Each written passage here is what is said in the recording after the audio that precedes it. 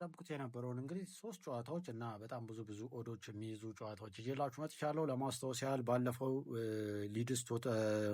ባለፈው ሊድስ ቼልሲን ያሸንፋል ብዬ በለቀኩላችሁ ጨዋታ ከ3 ኦድ በላይ ነበር። እሱ ተሳክቷል። አርሰናል ያሸንፋል ብያችሁ እሱም ተሳክቷል። በጣም ብዙ ኦዶች እያሳካን ስለሆነ በ3ቱ ጨዋታ ማለት ነው። ስለዚህ በትንሽ ብር በ200 ብር በ100 ብር እጥፍ የሚያደርግላችሁ ኦዶች ስለሆኑ እዩዋቸው። ሀሳብ ስቴት ካላችሁ አስቀምጡ። ለምሳሌ ሰብስክራይብ ማድረጋችሁ እንዳረሱ። ቀጥታ ወደ ፕሬዲክሽኖች ስገባ አርሰናል ከአስቶን ቪላ የሚያደርጉትን ጨዋታ አንደር 3.5 አርሰናል ዊን ብትሉት ከ2.5 ኦድ ነው በላይ ነው። ስለዚህ ሀሳብ ስቴት ካላችሁ አስቀምጡ። የዚህ ጨዋታ ላይ ሀሳብ ካላችሁ ማለት ነው። በመቀጠል ቶተናም ከብሬንትፎርድ የሚያደርጉትን ጨዋታ ቀጥታ ለቶተናም ዊን ብትሉት ደስ ይለኛል።